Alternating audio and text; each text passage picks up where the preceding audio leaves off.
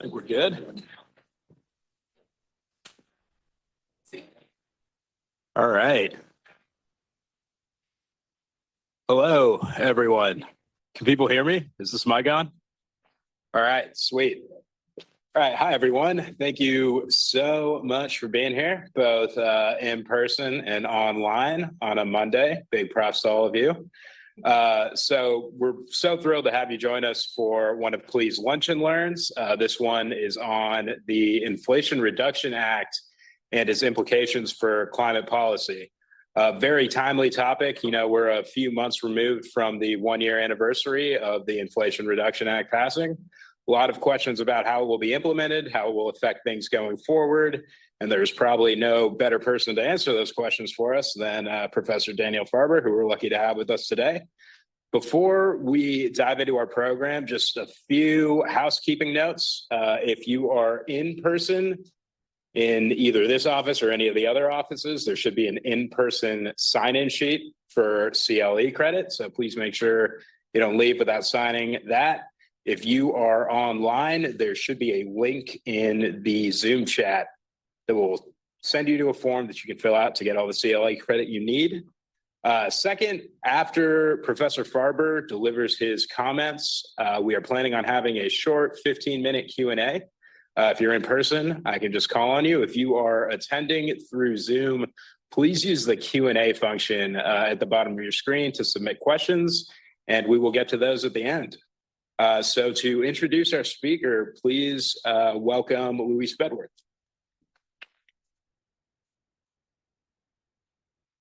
Great. Well, thank you so much. And thank you for our partners at Hanson Bridget for hosting us in person and also online today for this Lunch and Learn.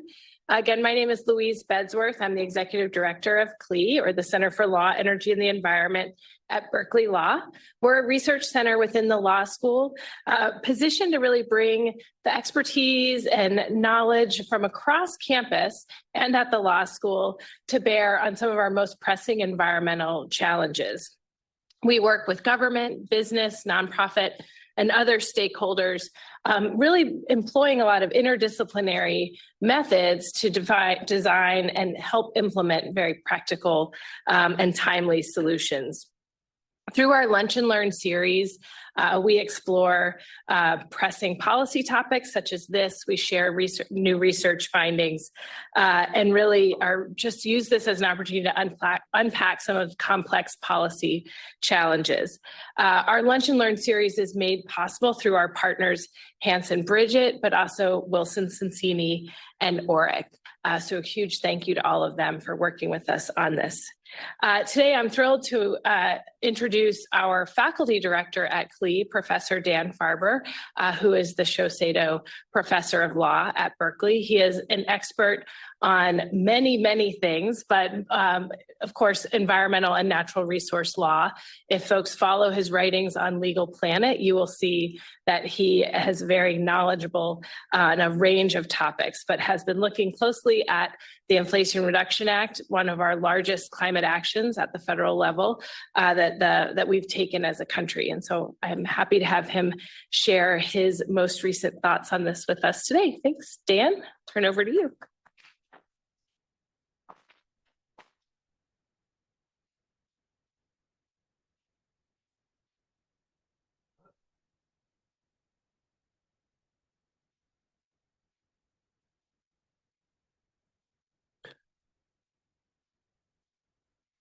Well, it's, let's see if I got this right. It's great to be here today and have a chance to talk to you and to people who might be watching on Zoom. It's nice to be able to talk about positive developments because we so often focus on barriers and challenges. All of them are important, but it's also important to recognize when we've actually taken a major step forward.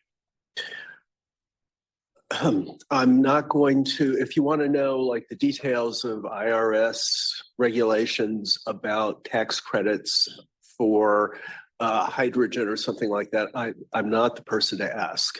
And I'm definitely not going to be talking about that. But what I want to do is take a sort of big picture look less at the statute, but on its probable impact, on some ways that I think that it will create some snowball effects that will be very positive, and at the ways in which it's influencing other climate policies. So one thing that's important is that we tend to focus on the Inflation Reduction Act, but there were actually 3 major statutes all passed in 13 months, I think, that addressed climate change. And I want to say a little bit about all 3 of them because I think you get a more comprehensive picture of what's going on in terms of the thrust of climate policy. So then I'll talk about their impacts, and then I'll discuss other changes in U.S. policy that I think are catalyzed by this major legislation.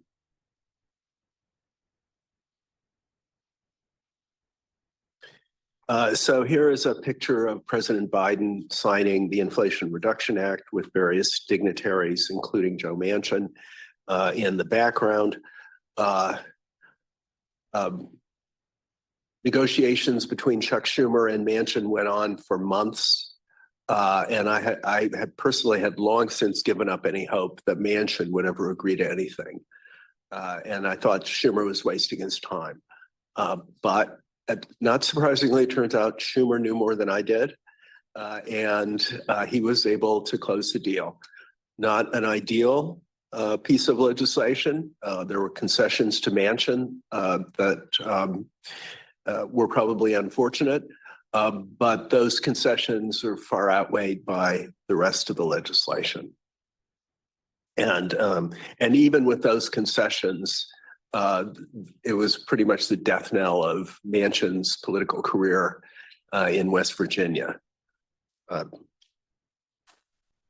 So there were 2 earlier spending laws. The 2021 infrastructure law, which was obviously funding that covered a lot of things: highways, bridges, water infrastructure, et cetera. But it also included $150 billion to reduce emissions from transportation. That took a number of different forms: funding for zero emission buses and ferries, funding for charging stations, funding to make things safer for bike riders and pedestrians, to encourage people to get out of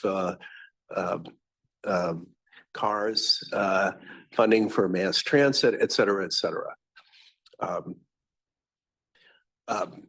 So when that passed, actually, some people said that was the biggest climate change bill we'd ever had. The next law is one that didn't get very much attention in environmental space for obvious reasons. The CHIPS Act, Chips and Science Act, is primarily about tech. It's primarily about chips, semiconductors, and trying to create an American manufacturing industry, which we haven't had since, I don't know, 25 or more years, when the big chip manufacturers started moving their operations out of the country.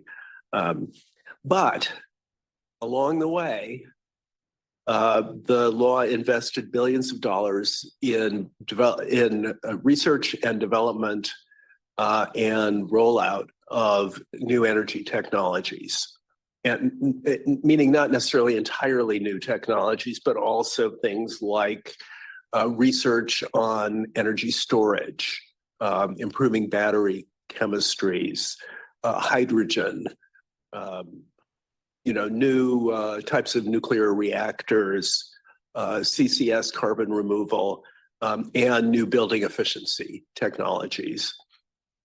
And they included money not only for the sort of basic research, but also to help early stage companies develop the technologies to the point where they could, become potential commercial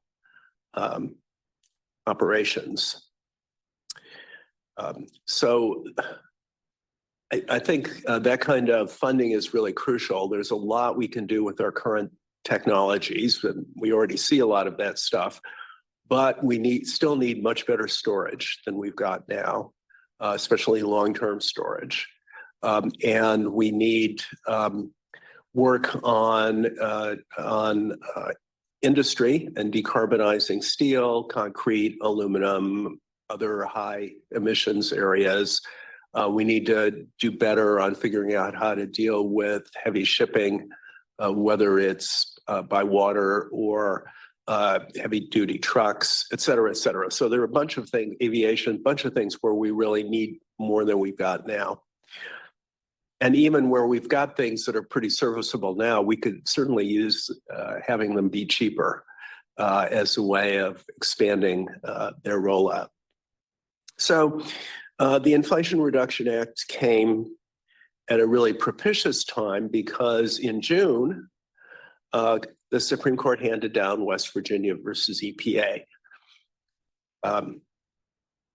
striking a blow against EPA climate change regulation.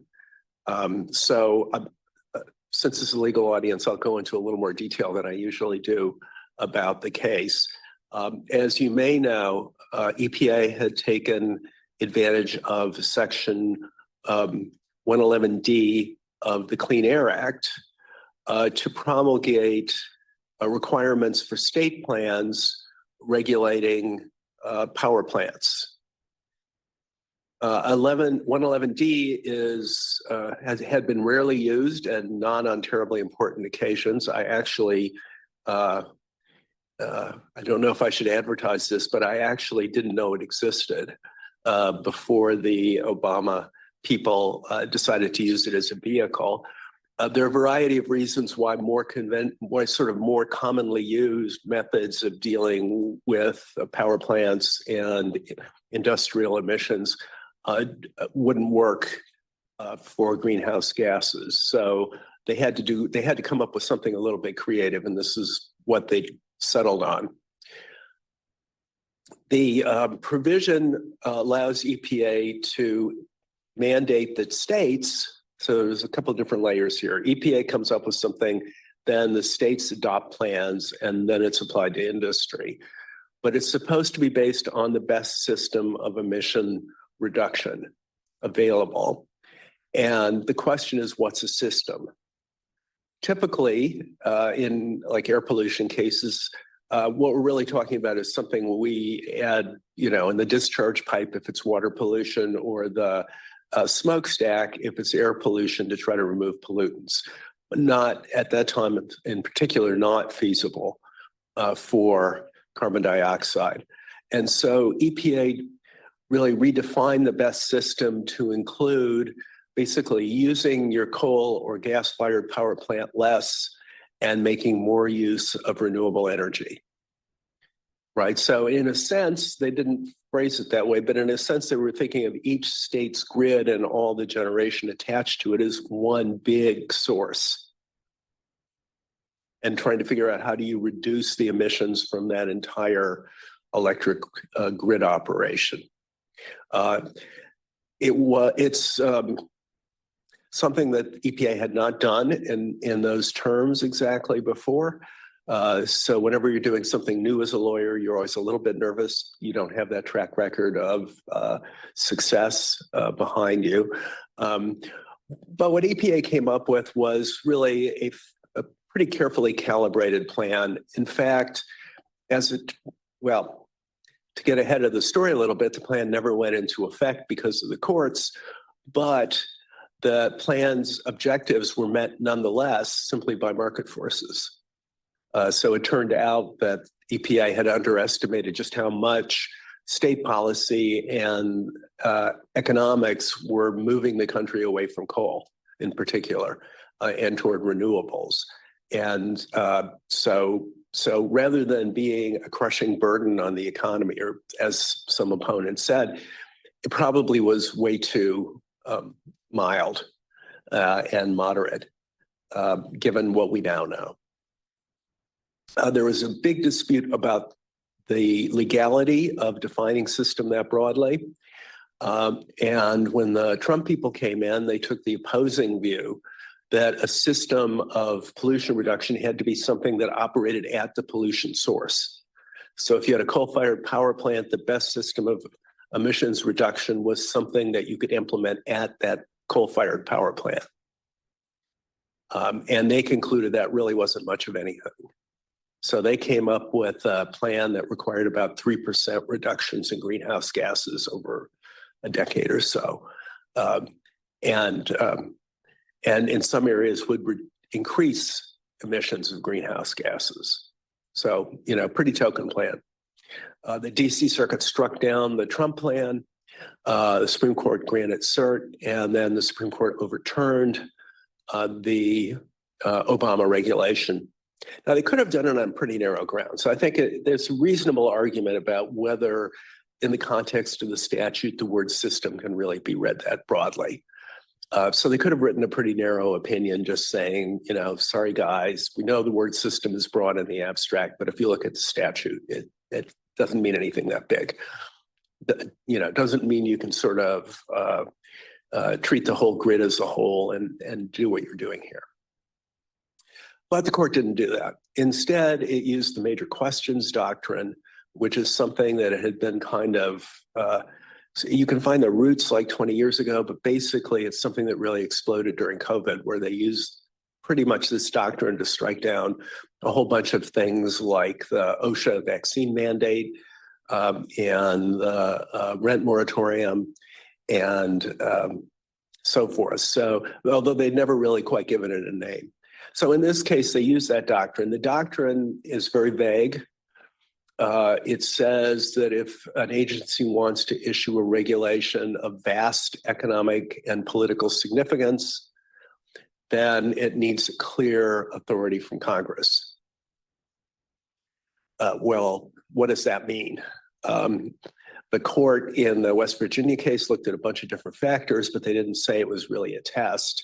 And they concluded that the Obama Clean Power Plan did raise a major question, that the statute was not sufficiently clear in authorizing it, and therefore it was invalid.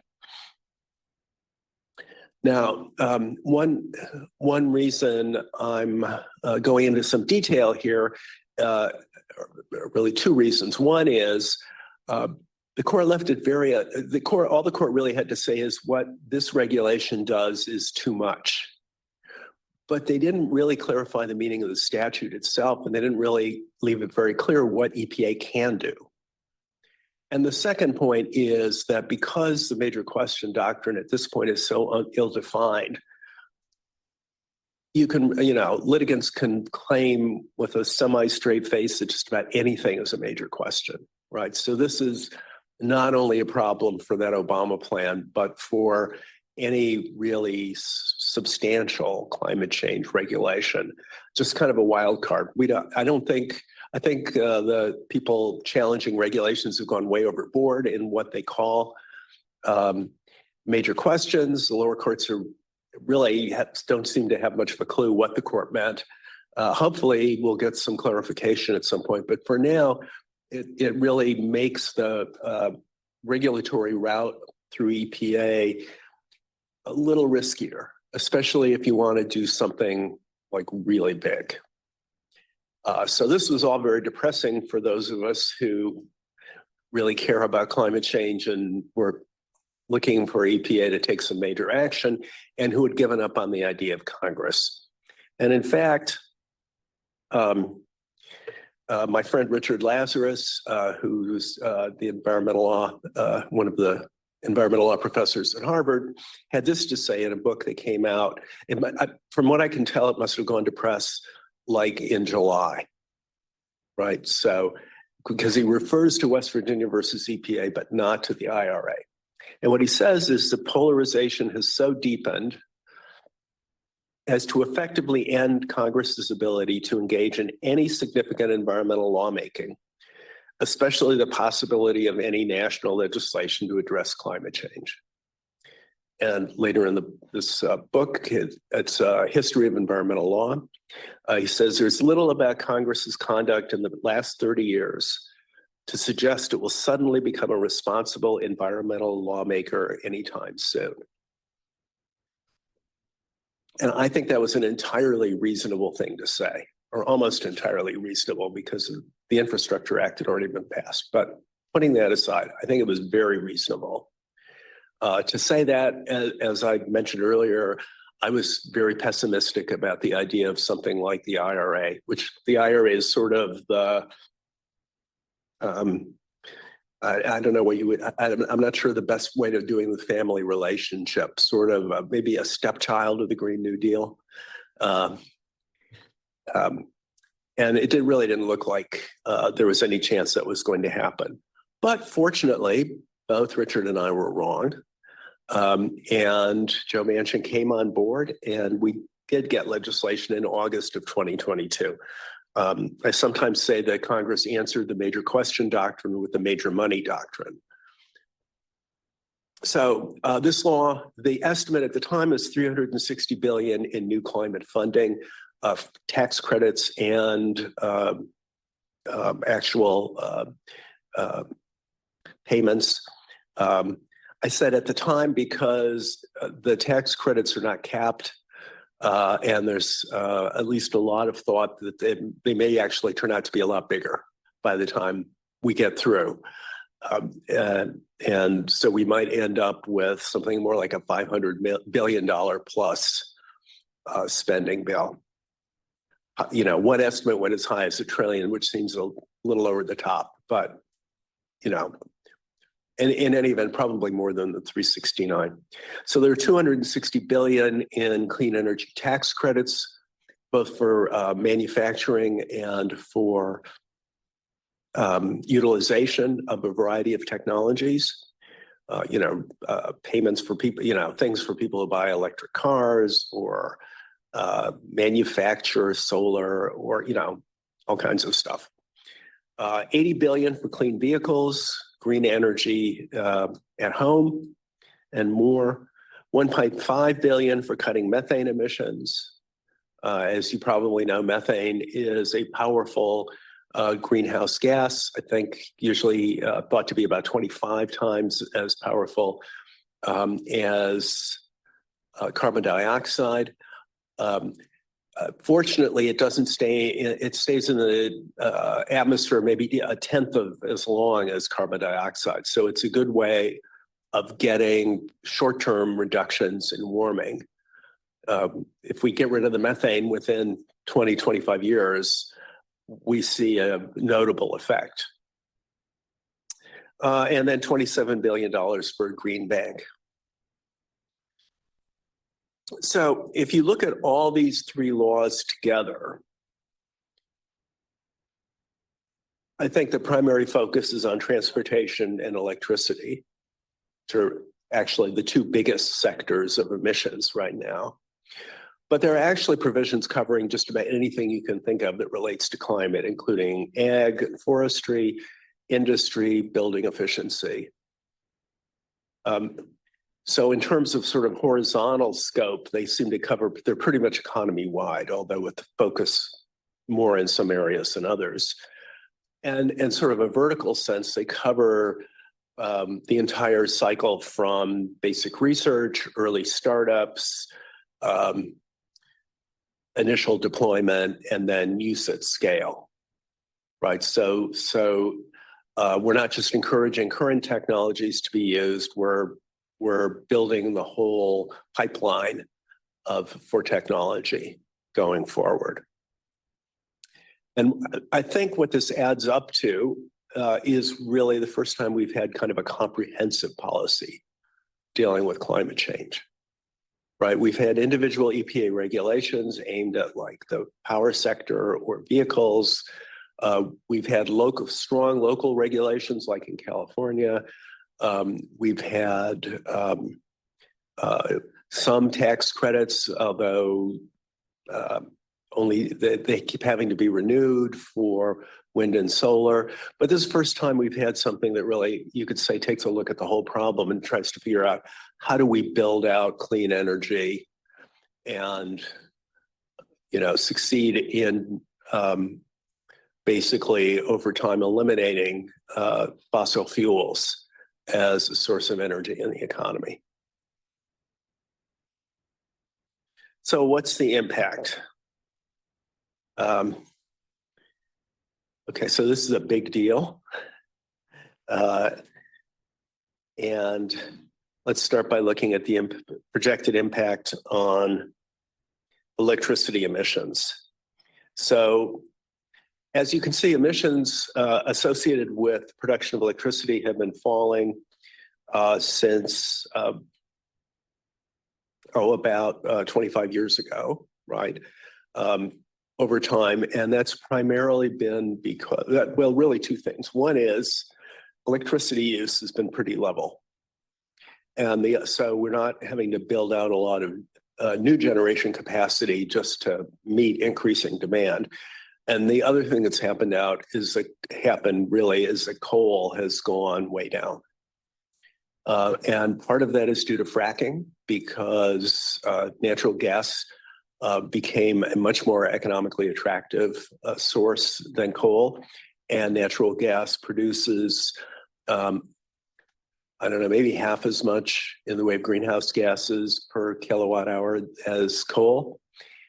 So that's a big factor, but also renewable energy, especially in the last 5 to 10 years, has also been growing quite rapidly. So you put those together and what you find is coal gradually going down. And that actually continued even under Trump, who campaigned on reviving the coal industry. And I don't know, I have a picture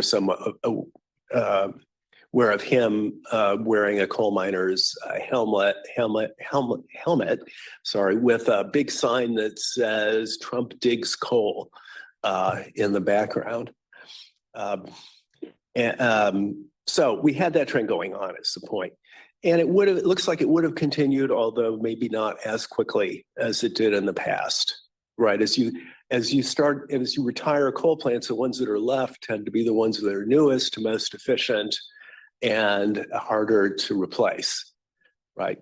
But as the orange line shows, with the IRA, we expect basically to keep on the same track we were on before, maybe accelerate a bit. And reduce emissions to by 2032, it looks like we're getting down to somewhere close to 20% of what they were at the turn of the century, and maybe continuing to fall. If you look at the models, they all show that the IRA has a continuing effect even after it's no longer formally in effect, because you get a bunch of project financing right at the tail end. They come online in the next several years afterwards. So you get further reductions by 2035. One of the purposes of the law is to stimulate battery manufacturing in the US. In 2022 alone, companies announced more than $73 billion in planned projects for batteries, which is like 3 times as high as the previous year. Many of them are going on in the Southeast, and I think that's important. One of the things about the Inflation Reduction Act that I think is not fully appreciated is the amount of money it's bringing to areas where climate change is a dirty word.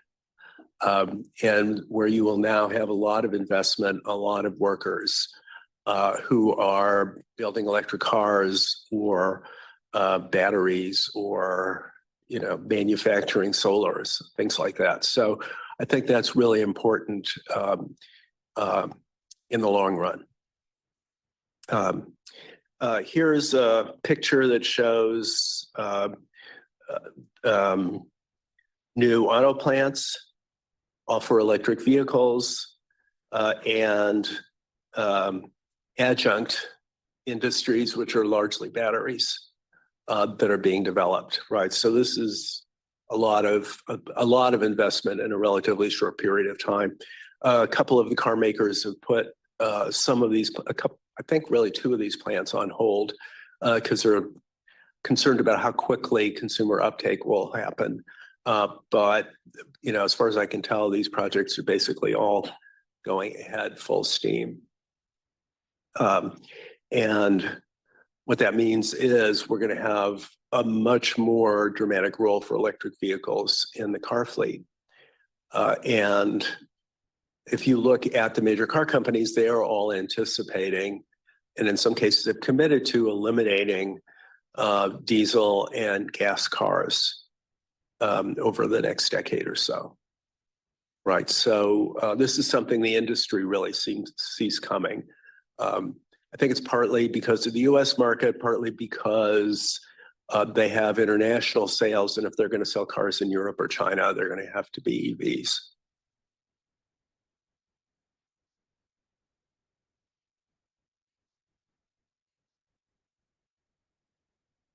So what about the overall effect on emissions? A lot of the spending is aimed at the electricity sector. So it's not surprising we get substantial reductions there. If we didn't, something would be really wrong. But here are some projections of the impact on total US emissions. The light blue band is what happens under current policy. So before the Inflation Reduction Act. And then the orange dotted lines show the impact of the Inflation Reduction Act. And what you can see is we're at least doubling the amount of emission reductions we would have gotten otherwise. So we're going to get economy-wide some really significant impacts on emissions. So if you look at all three laws, I think we're roughly going to double. I'm sort of reading this off of various graphs and stuff. So it's roughly deserves underlining a little bit. Double the pace of annual US carbonization to about 4% per year. And we'll cut annual emissions in 2030 by 520 to 780 million tons. Because the emissions start sooner than that, we actually will have a very substantial chunk of emissions reduction in the years between now and 2030. Right, and that's important because once this stuff is in the atmosphere, it's really hard to get it out. So the faster we can deploy things, the better in terms of the long-term effect on climate. And they should take the US to about 37 to 41% below 2005 GHG emissions. Now that's not enough, right? Biden's target in the Paris Agreement commitment that he made is like 50%, right? And I don't think we're going to hit that. We're not going to hit that by 2030 without a lot of other things going on. Although it looks like we could get there by about 2035. So it's not like we're totally off course, but we're not where we need to be. So, we can take a quick victory lap, but the game's not over by any means. And also there will be a huge amount of work, much of which law firms like this will be involved in actually getting stuff built and on the ground and operating, right? All this stuff requires permitting. It requires all kinds of PUC approval for many things. It requires financing. So lawyers are going to play a really important role in making this stuff happen. Importantly, including lawyers who don't think of themselves as environmental lawyers.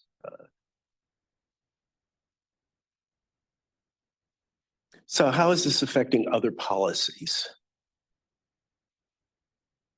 Okay, so here's another look at projections of emissions. 2023 projection, this only shows with the IRA in effect.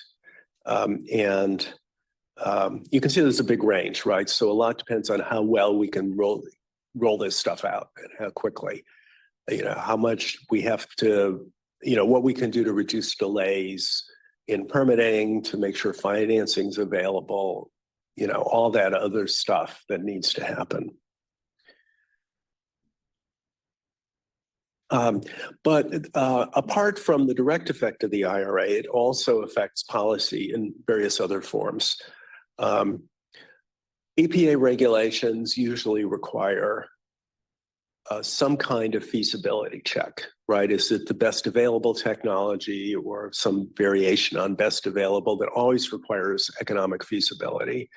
Or can it pass a cost-benefit analysis? And for both of those, if you cut the cost of the technology, you make regulation a lot more attractive. And you can justify more stringent regulation as the cost of the technology goes down, right? Because, you can insist on more if the technology is cheaper. So, relying in part on the IRA, EPA has proposed new regulations for electric power plants that will require many coal and gas-fired power plants to remove CO2 from the smokestack and store it underground or use it in some kind of manufacturing process. So storage and sequestration. Now, that was not considered to be a feasible mandate when the Clean Power Plan came out in 2015.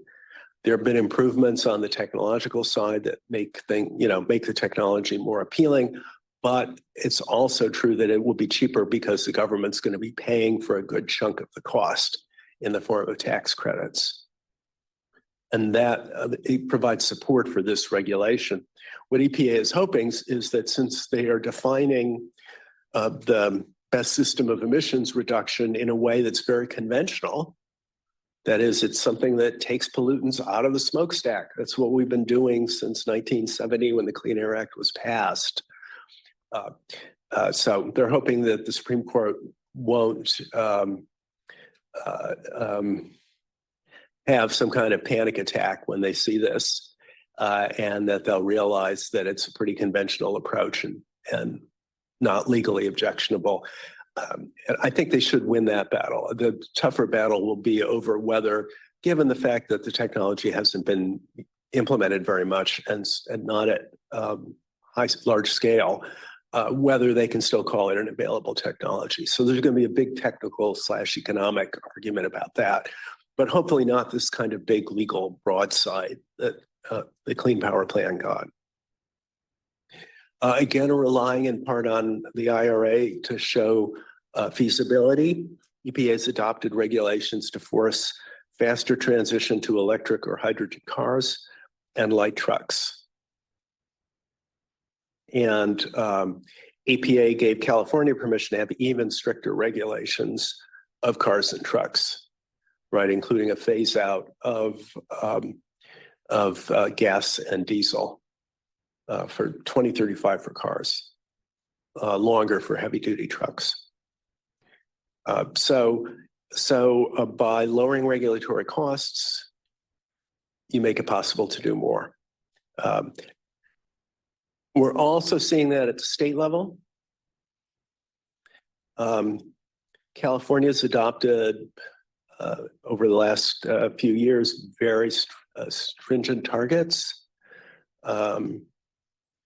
including 2045 target for carbon neutrality, 35% CEVs in 2026, 68% in 2030, and 100% by 2035.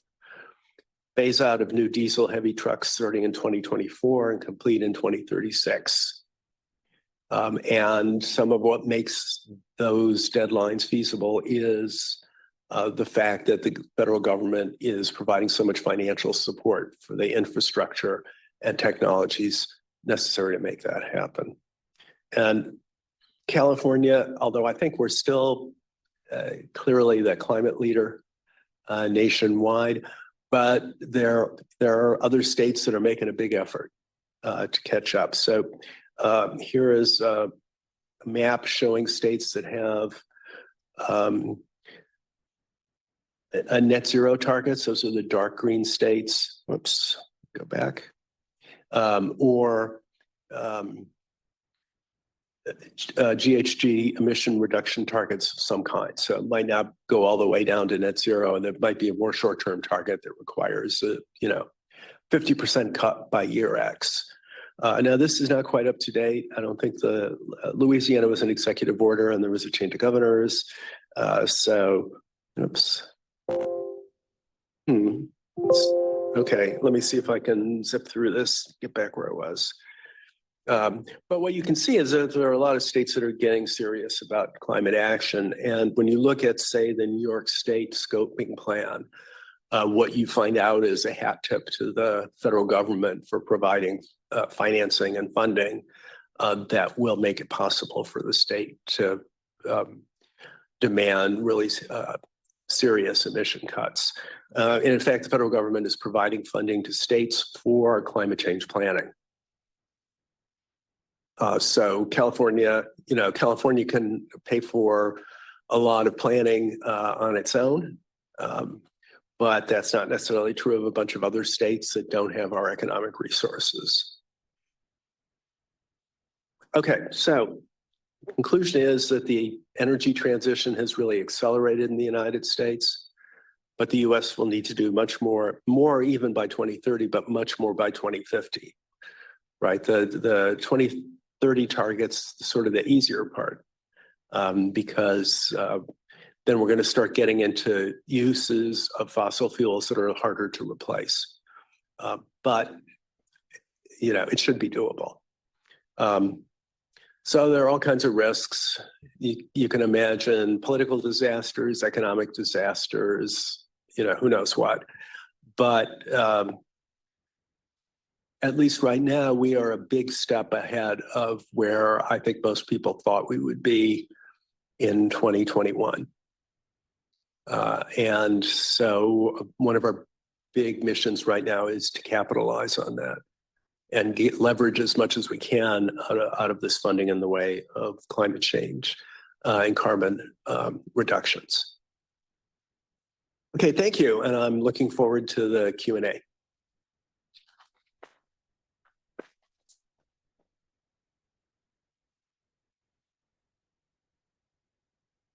All right, thanks so much, Professor Farber. We'll now move on to the Q&A. Again, if you are watching in Zoom and you have questions, feel free to drop those into the Q&A functionality that you'll find at the bottom of your screen. But why don't we start with in the room? Are there any questions? Why don't we start with you? Please, if I call on you, just tap the button on the microphone in front of you. It should turn green. Please do that before asking your question. Thank you. Thank you, Professor, for your really informative and good presentation. So my question is, within the IRA, do you see any missing pieces that should have been there, but it's not there to align with the NDC target and with the Paris Agreement's goal? Yeah, good question. I haven't really thought about that because I'm happy with what we got. But I think if there are things that are missing, I think that they're probably outside of transportation and electricity. And the reason I'm saying that is that given supply chains, given siting issues and so forth, I'm not sure putting more money into those would have been that productive. I think if we can take advantage of everything we've got in those sectors and actually get stuff built and functioning, then we'll be doing pretty well. So I think the question is, could more have been done in other sectors? Or with other greenhouse gases. So I think the methane provision is a good start. It sets up what amounts to sort of a carbon tax or methane tax, although it's constructed in a very odd way. I don't know if there's more that could be done with some of the other greenhouse gases like black carbon, for example. So that might be one possibility of something else to do. The other would be, whether we could push harder on building efficiency, say. or other incentives to reduce electricity use, or to convert like gas heated buildings to, make more use of heat pumps and so forth. Maybe, I think. But I think having more money is always good, but I think I'm not sure whether you'd be getting diminishing returns. I mean, at some point, we really need something that's not just a spending law, right? We need carbon markets or a carbon tax or direct congressional authorization for really stringent EPA regulations. But those were not going to be on the table for this round. So I'd have to think about it more, but I don't think there are any obvious holes. I think it covers things pretty well.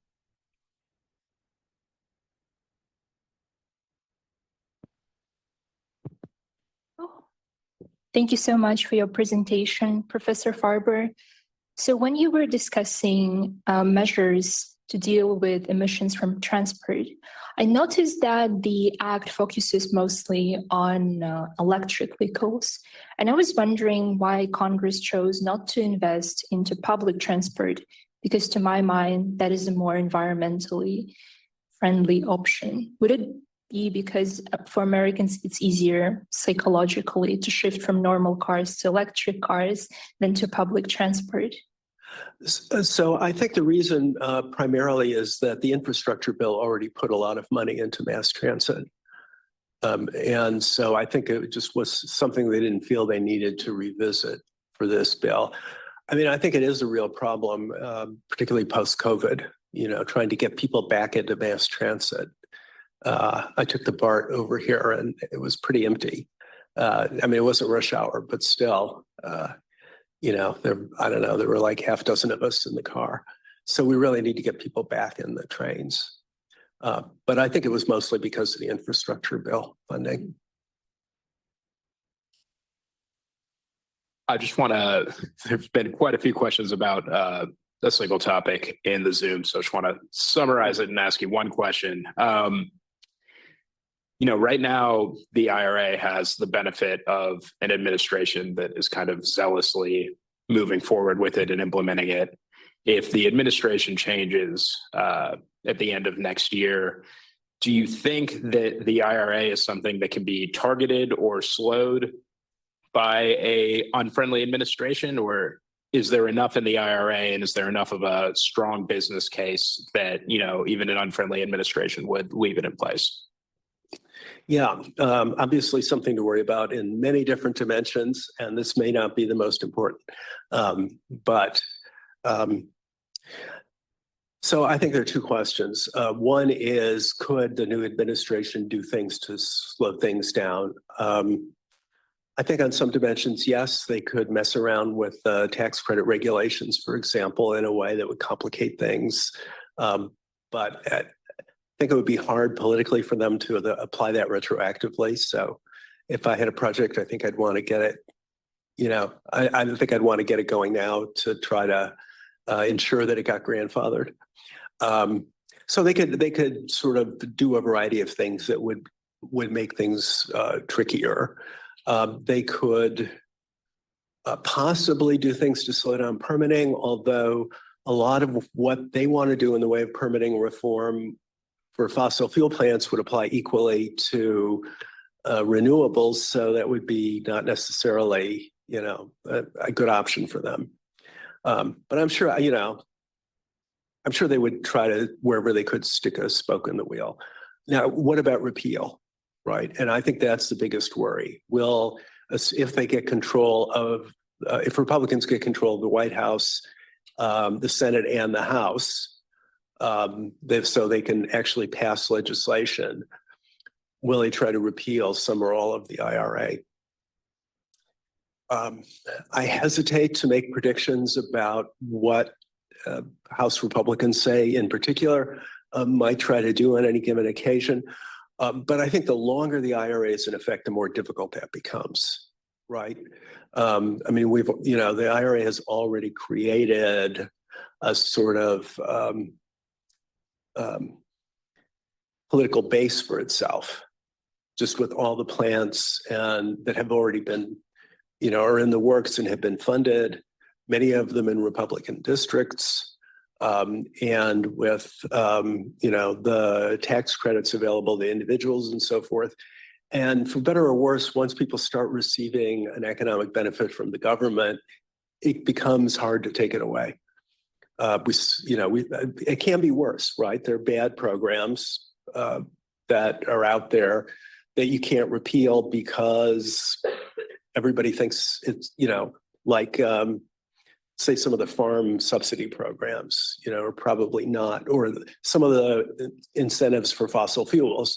It's just hard to take them away once they're there. So I think that's going to make it much more difficult to have any kind of, anything more than a little bit of tinkering around the edges. Because they're going to have to tell people in their own districts, are they going to really say that car plant where you broke ground last spring? Well, it's not going to happen in my district because I voted to kill it. I think I'm pretty hopeful that the rules of ordinary politics will continue to apply to at least some extent and dissuade that kind of activity. But I'd sure rather have another 4 years to really embed the IRA and these new investments. Because I think at that point, it's like Obamacare, right? They basically gave up on Obamacare because once it went into effect and was in effect for a few years, the idea of taking away insurance eligibility or, other kinds of support from Obamacare just became politically infeasible. So the answer is I'm at least guardedly optimistic about that. I think if it were regulatory or a carbon tax or something like that, it'd be much more likely that they would get rid of it.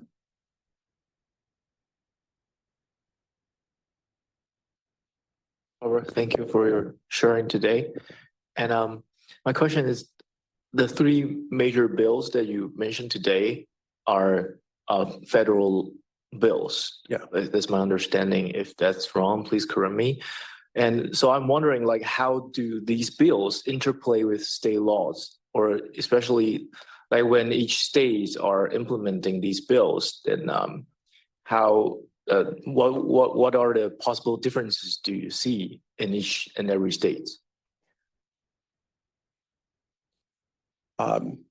So some of this does. So I guess the answer is I think it would be impossible to answer that on a 50-state basis, right?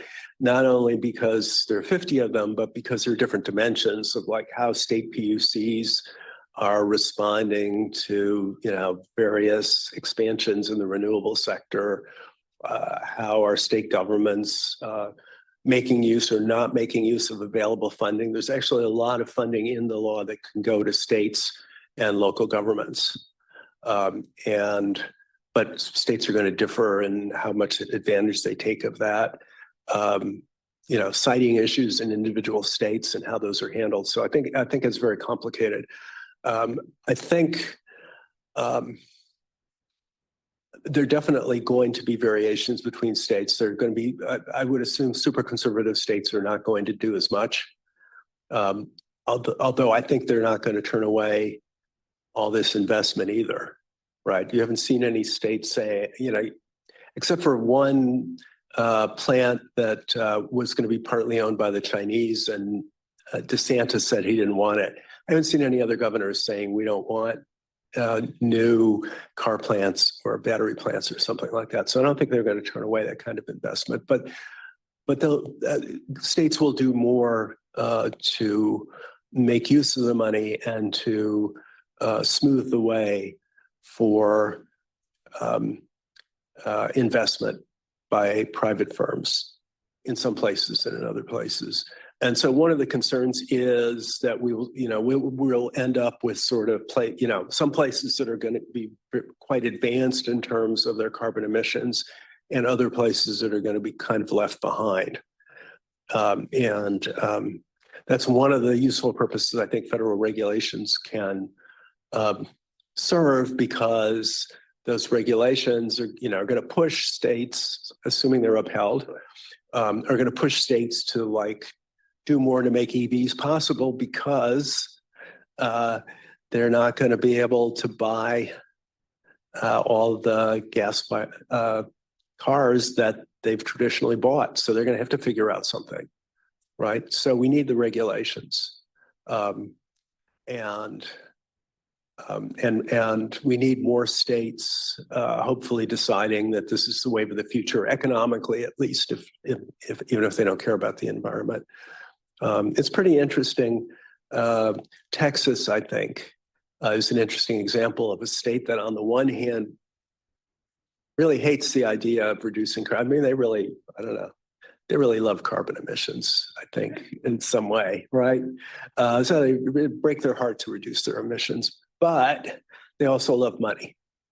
And to the extent that there's a lot of money to be made or money to be saved for consumers and industry, that's going to also pull on them in a very strong way, right? And I'm betting, being a little cynical about human nature, I'm betting that their pro-carbon idealism will be overcome by their economic practicality.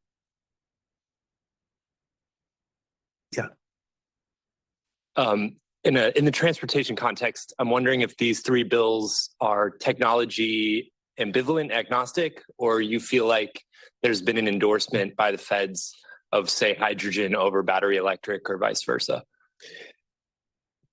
I think they're trying to be agnostic, right? So there's a lot of money for hydrogen that would include fuel cells. There's money for batteries. There's money for carbon capture and sequestration. There's money for nuclear.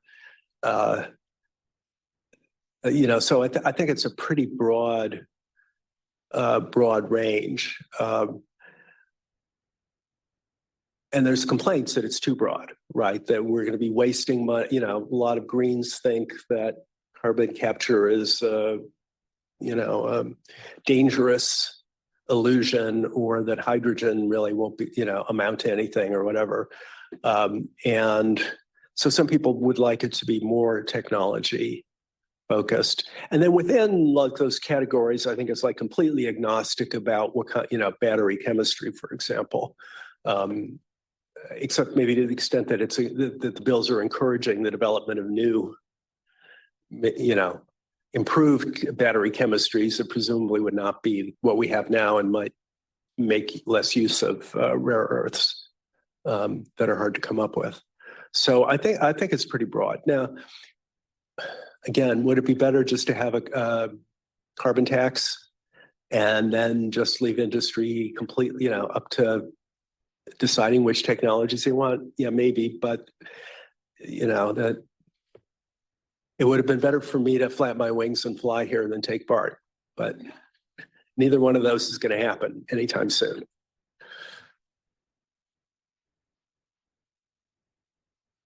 Hi, Professor Farber. I think my question is regarding the 2021 infrastructure law.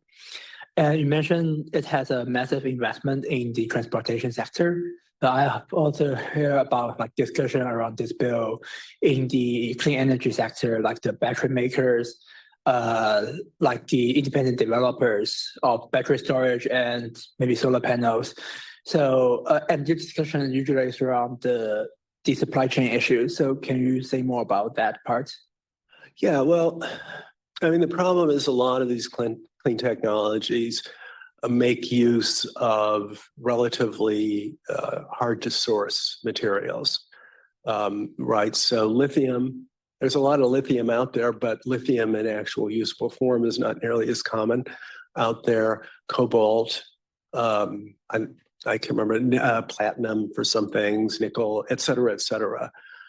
So we would rather move to batteries that, for example, get off of lithium, right? There's some other potential battery chemistries that involve materials that are easier to source and also don't have, I mean, it's not only can you get the stuff, but you really don't want to be totally dependent on China for geopolitical reasons. you don't want to be totally dependent on the Congo for human rights reasons, right? So it's not only can you get to stuff at all, but where are you sourcing it?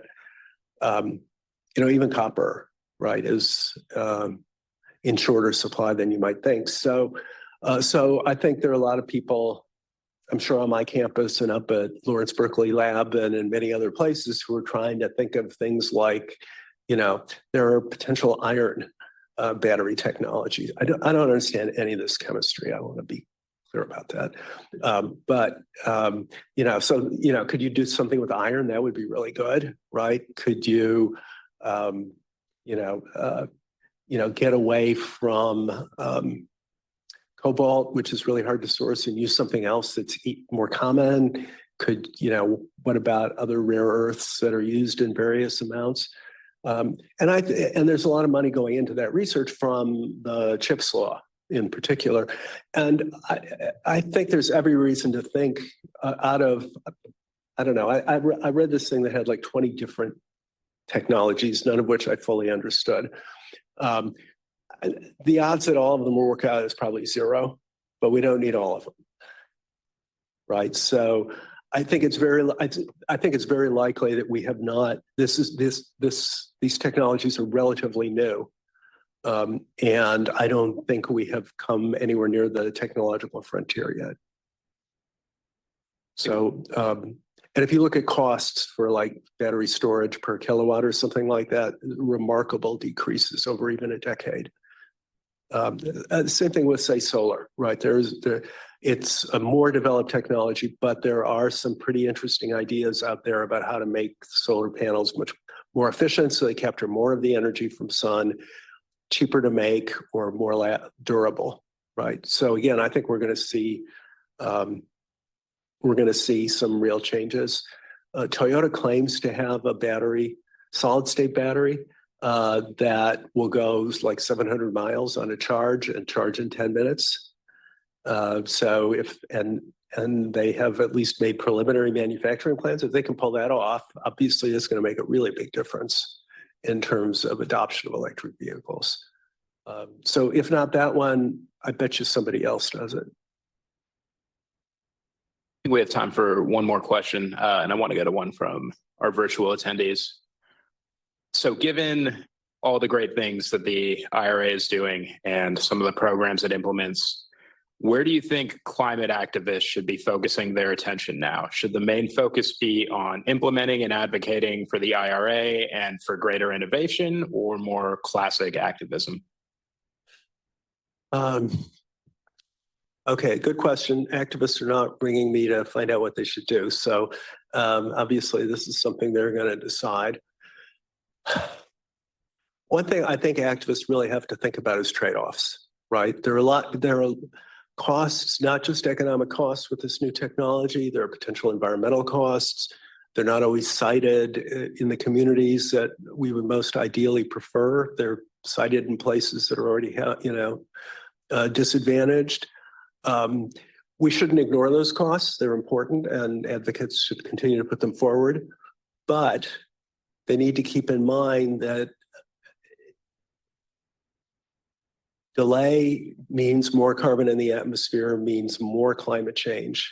And that climate change globally and in the United States will most affect the most disadvantaged, right? And so, and that climate change will also have disastrous ecosystem impacts, right? So it's not like the environmental and just, like biodiversity and environmental justice claims are all on one side of the equation. They're on both sides of the equation. And I think people need to keep that in effect. I would love to see activists getting out there and supporting new transmission lines and, demonstrating against people who are trying to stop offshore wind and things like that. I don't know that that's on anyone's agenda, but I think that would be really constructive. And I think that we really need to remember that climate change isn't just an abstraction or something that will just affect, the GDP, some number of percentage points, right? It's going to have an intense effect on human life, and people who are well off will be the best situated to adjust to that. And the people who are already left behind will be slammed by climate change. So we really need to get this done, not, for the benefit of the most disadvantaged here and elsewhere on the planet, and to save ecosystems like, coral reefs and rainforests that could potentially, in the case of rainforests, literally go up in smoke if we don't do something about climate change. All right, thank you so much for your time, Professor Farber. Again, for all in-person attendees, please make sure you sign that CLE sheet so you get credit. If you were watching online, please make sure you fill out that form. And thank you again, Professor. Thank you. And